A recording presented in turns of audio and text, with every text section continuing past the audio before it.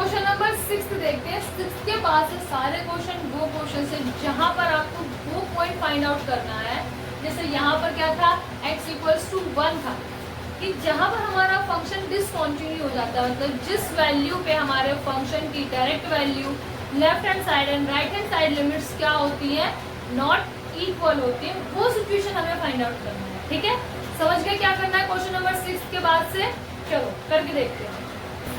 देखो question number 6 is exactly same to the question number 5 जो कि 1 के साथ कंडीशन थी। ठीक है, सबसे पहले क्या करेंगे, हम यहाँ पर डायरेक्ट वैल्यू डाल के देखेंगे, फिर लिमिट्स के साथ में left hand side and right hand side का टेस्टिंग करेंगे, फिर देखते हैं कि क्या ये सारी वैल्यूज इक्वल आ रही है या नहीं।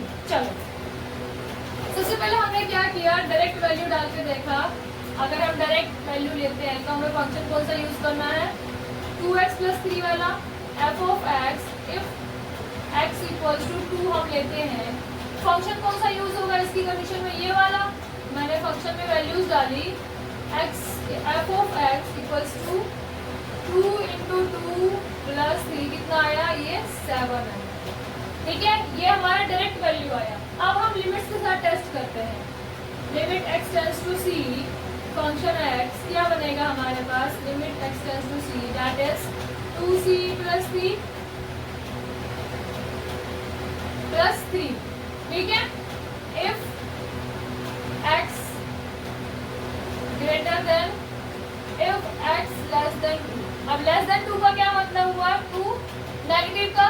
ठीक है, तो अब हम लिमिट्स के साथ टेस्ट करते हैं। x tends to 2 negative, f of x कितना आता है, x टेंड्स टू 2 नेगेटिव, 2 × 2 + 3 कितना आया, 7 आ गया।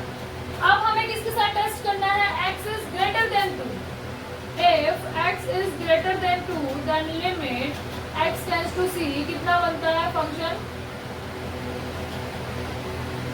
2c - 3। यहाँ देखो फंक्शन क्या हो गया, चेंज हो गया, ये स्टार मार्क कर लो। यहाँ फंक्शन चेंज हो गया, क्यों, क्योंकि यहाँ हमने क्या यूज करना स्टार्ट कर दिया है, x is greater than 2 यानी कि 2 पॉजिटिव।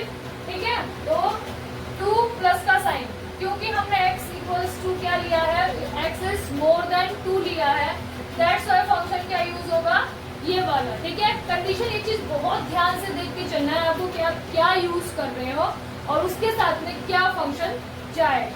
ठीक है, अब हमारे साथ लिमिट्स की वैल्यू क्या आती है देखते हैं। x टेंड्स टू 2 पॉजिटिव, तो ये कितना हो जाएगा, 2 × 2 - 3 कितना आता है, 4 - 3 1।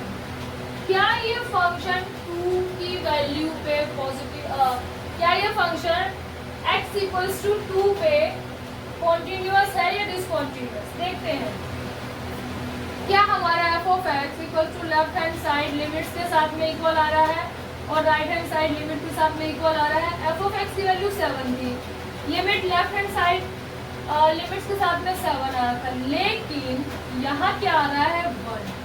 That's why we can say that function f of x is discontinue at x = 2।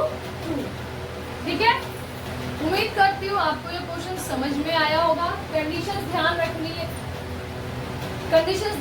है, सबसे पहले आपको डायरेक्ट वैल्यू डाल के यूज करना है। डायरेक्ट वैल्यू अगर आप डाल रहे हो तो वहाँ आपको चेक करना है कि कौन सा फंक्शन या कौन सी इक्वेशन में यूज कर सकता हूँ। ठीक है, फिर उसके बाद हमें लेफ्ट हैंड साइड लिमिट और राइट हैंड साइड लिमिट्स को टेस्ट करना है। और जब आप लेफ्ट हैंड साइड और right hand side limits test कर रहे हो तो आपको ये चेक करना है कि कौन सा इक्वेशन आपको उठाना है और उसमें वैल्यूज आपको पुट करनी है। ठीक है, फिर उसके बाद इसको चेक करना है जो हमारी कंडीशंस है, क्या f of x left hand side limit और राइट हैंड साइड लिमिट एक दूसरे के इक्वल आ रही है या नहीं, और अगर नहीं आ रही है उस वैल्यू पे हमारा जो फंक्शन है वो डिसकंटिन्यू होता है। ठीक है, अब इसके आगे के जो क्वेश्चंस है ना, आप खुद से ट्राई करना, नहीं होता है तो आगे की वीडियो में मैं उन सारे क्वेश्चंस को फिर से करवाऊंगी। ठीक है, बाकी you have to try first. ठीक है, चलो मिलते हैं हमारी नेक्स्ट वीडियो में। तब तक के लिए आप इतने क्वेश्चंस और प्लस होमवर्क्स एंड इंट्रोडक्शंस को रेडी करके रखो ताकि आपको साथ के साथ कंसेप्चुअल क्लैरिटी होती रहे।